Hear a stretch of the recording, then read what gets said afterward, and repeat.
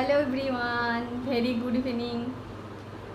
আজকে জানাই শুভ নববর্ষের প্রীতি, শুভেচ্ছা, আন্তরিক অভিনন্দন। আশা করি সবাই খুব খুব ভালো আছেন, সুস্থ আছেন। আগামী দিন খুব ভালো কাটুক, সুন্দর কাটুক। সবাই যেন আমরা সুন্দর স্বাস্থ্য এবং সমৃদ্ধি এবং সুখ শান্তির অধিকারী হই। তো বন্ধুরা, আজকে একটা দারুণ বিষয় নিয়ে এসেছি। বিষয়টা হচ্ছে গিয়ে আমরা কি করে আমাদের লাইফের যে গোলসগুলো আছে বা আমরা যেটা পেতে চাই সেটাকে কিভাবে আমরা অ্যাচিভ করতে পারবো সেইটা নিয়ে একটু কথা বলবো। কারণ এর আগে কয়েকটা ভিডিওতে আমি বলেছিলাম মাইন্ড আমাদের দু রকম, এক হচ্ছে কনসাস মাইন্ড আর দুই হচ্ছে সাবকনসাস মাইন্ড। তো সাবকনসাস মাইন্ডই পাওয়ারফুল, এটা আমি আগের দিন বলেছিলাম যে 90% কাজ কিন্তু সাবকনসাস মাইন্ডই করে আর 10% কাজ কনসাস মাইন্ড করে, আমাদের কনসাস ব্রেন যে। আর সাবকনসাস মাইন্ড কিন্তু আমরা যখন রাতে ঘুমাই তখনও কিন্তু অনবরত কাজ করে যায়। যেমন আমাদের ডাইজেস্টিভ সিস্টেম, আমাদের হার্টবিট সব কিছু কিন্তু পরিচালনা করে সাবকনসাস মাইন্ড। সাবকনসাস মাইন্ড কারণ সাবকনসাস মাইন্ড কিন্তু বোঝে না যে কোনটা সত্যি কোনটা মিথ্যা বা কোনটা ইমাজিনেশন কোনটা রিয়েলিটি।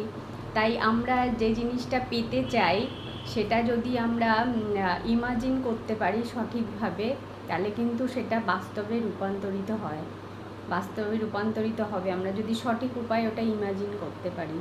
আর সত্যি মিথ্যা তো বোঝে না, তাই আমরা অনেক সময় হ্যাঁ না না মানে যেটা আমরা পেতে চাই সেটাকে সবসময় আমাদেরকে বারবার করে বলতে হবে। তাহলে কি হবে, সাবকনসাস ব্রেন কিন্তু সেটাই বিশ্বাস করে আমাদের ঠিক সেইভাবে আমাদেরকে দিয়ে কাজ করিয়ে নেবে। কারণ না হ্যাঁ ডিফারেন্সটা সাবকনসাস মাইন্ড কিন্তু বুঝতে পারে না। বিষয়টা বেশ দারুণ, তাই না? আমরা যদি এটাকে সঠিক উপায়ে কাজে লাগাতে পারি সবাই, খুব ভালো একটা বিষয় আর কি আমরা পেতে পারি যদি আমরা প্রপার এটাকে ইউজ করতে পারি।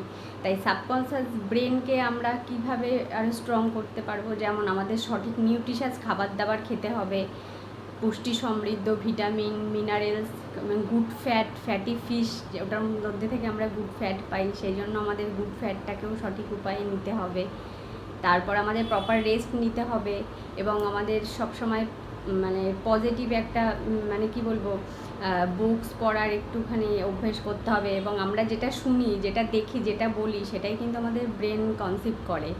সেই জন্য আমাদের চেষ্টা করতে হবে আমরা যাতে পজিটিভ শুনতে পাই, পজিটিভ জিনিস দেখি এবং পজিটিভ যদি নিজেরা বলার হ্যাবিট করি, সেটা কিন্তু অনেকটা আমাদের বেশি কাজে দেবে পজিটিভ উপায়ে।